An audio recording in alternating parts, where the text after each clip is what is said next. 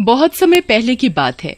धौलापुर गांव में राजेश नाम का एक आदमी रहता था। वो अपनी पत्नी पुष्पा, बेटे मुकुल के साथ रहता था। पुष्पा उसकी सौतेली माँ थी। राजेश ने अपनी पहली पत्नी के मरने के बाद उसने पुष्पा से दूसरी शादी कर ली थी। लेकिन पुष्पा मुकुल को बिल्कुल भी प्यार नहीं करती थी, बल्कि उससे वो सारा दिन काम करवाती रहती। राजेश सब्जी बेचकर अपने परिवार का गुजारा करता था। एक दिन की बात है, राजेश सब्जी बेचने गया हुआ था। मुकुल को भूख लगती है तो वो अपनी माँ से खाना मांगता है। माँ, मुझे भूख लगी है, कुछ खाने को दे दो।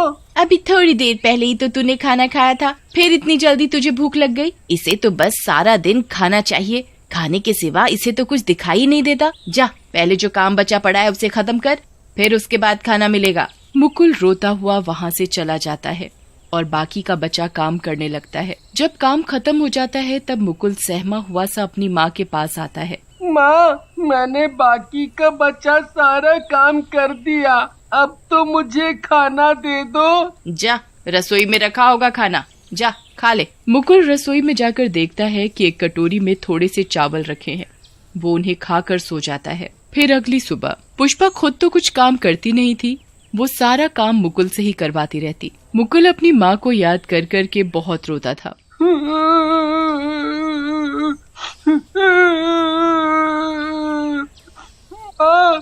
मुझे छोड़कर क्यों चली गई? ये नई माँ मुझे ठीक से खाना भी नहीं देती और मुझसे बहुत काम करवाती है। इतने में ही मुकुल की माँ आ जाती है। अब यहाँ बैठा ही रहेगा या कुछ काम भी करेगा? इतना काम पड़ा है, जाकर कपड़े धो ले। पुष्पा मुकुल को बहुत सारे कपड़े धोने के लिए दे देती है। मुकुल कपड़े लेकर धोने चला जाता है। जब उसके कपड़े धुल जाते हैं, ले ये बर्तन, इन्हें अच्छे से साफ करके रख दे। बेचारा मुकुल बर्तन धोने लग जाता है। बर्तन धोते धोते उसकी उंगली कट जाती है और वो अपनी माँ के पास जाता है। माँ, मेरी मेरी मेरी उंगली कट गई, बहुत दर्द भी हो रहा है और बहुत खून बह रहा है। उंगली ही तो कटी है, कोई हाथ नहीं। जाकर बर्तन धो, तुझे तो बस काम न करने का बहाना चाहिए।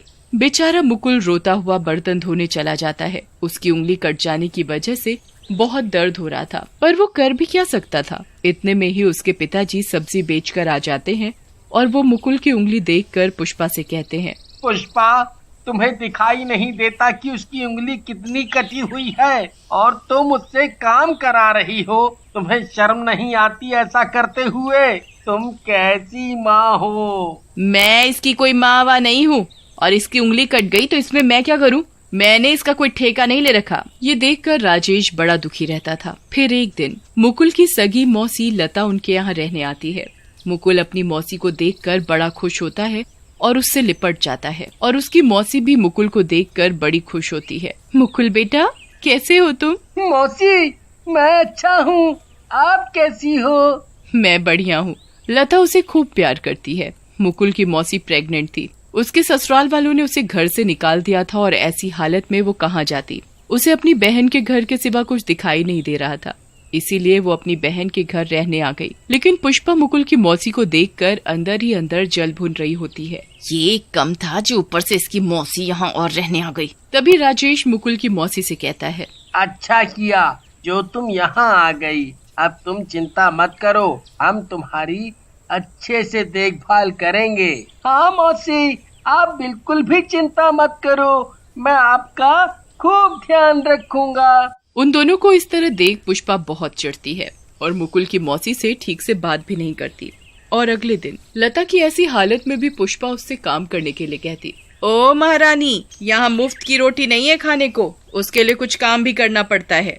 दीदी, आप चिंता मत करो, मैं सारा काम कर दूंगी। ये देखकर मुकुल को बिल्कुल भी अच्छा नहीं लगता। वो अपनी मौसी को घर का कोई भी काम नहीं करने देता था। वो घर का सारा काम खुद ही करता था। एक दिन अचानक राजेश की तबीयत बहुत खराब हो जाती है और उसकी मौत हो जाती है। ये सब देखकर मुकुल और उसकी मौसी का रो रो कर बुरा हाल होता है। पिताजी, आप भी मुझे छोड़कर चले गए, पहले माँ चली गई, अब आप।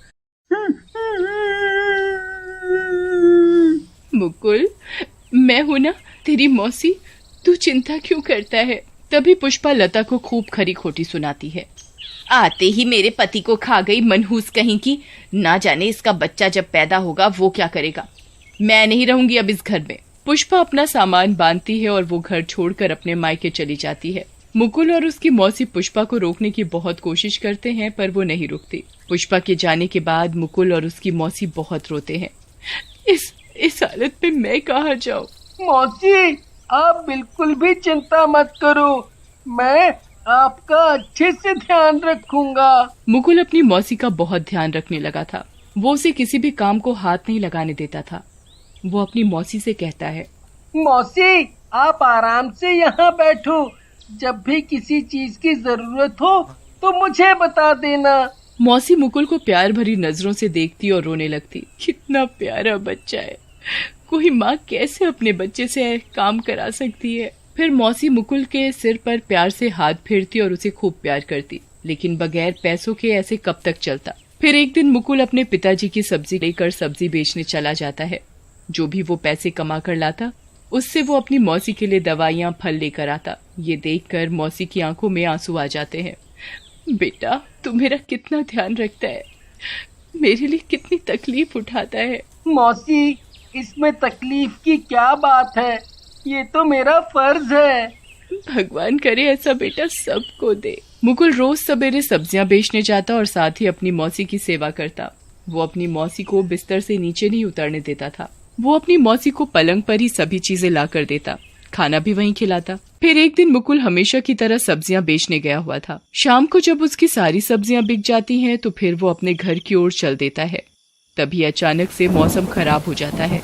जोरों की आंधी और बारिश होने लगती है। ये देखकर मुकुल को अपनी मौसी की चिंता सताने लगती है। मौसी घर में अकेली है और उनकी तबीयत भी ठीक नहीं है, पता नहीं मौसी कैसी होंगी। ये सब सोच सोच कर मुकुल परेशान हो रहा था। वो अपनी मौसी के बारे में सोचता हुआ घर की तरफ दौड़ता हुआ आता है और देखता है कि उसकी मौसी की तबीयत बहुत खराब है। वो दर्द से तड़प रही है। मौसी, तुम चिंता मत करो, मैं अभी किसी को लेकर आता हूँ। मुकुल अपने पड़ोस की औरत को बुलाने जाता है। चारों तरफ पानी ही पानी था। बिजली कड़क रही थी। बारिश है कि रुकने का नाम ही नहीं ले रही थी। काकी, काकी जल्दी दरवाजा खोलो, मेरी मौसी की तबीयत बहुत खराब है। मुकुल के इतना बोलने पर भी काकी दरवाजा नहीं खोलती। वो दूसरे घर में जाकर आवाज लगाता है तो एक बूढ़ी औरत बाहर निकलती है। अम्मा, अम्मा जल्दी चलो, मेरी मौसी की तबीयत बहुत खराब है। ठीक है, अभी चलती हूँ। अम्मा मुकुल के साथ उसके घर चली जाती है।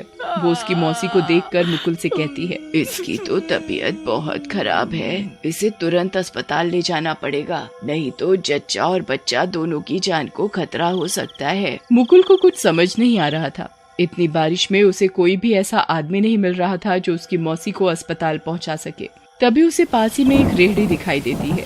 वो अपनी मौसी को रेहड़ी पर लेटाकर अस्पताल ले जाता है और डॉक्टर से कहता है, डॉक्टर साहब, मेरी मौसी की तबीयत बहुत खराब है। ठीक है, मैं अभी देखता हूँ। मुकुल मन ही मन भगवान से अपनी मौसी और उसके बच्चे के लिए प्रार्थना कर रहा था। भगवान, मेरी मौसी और उनके बच्चे को कुछ मत होने देना।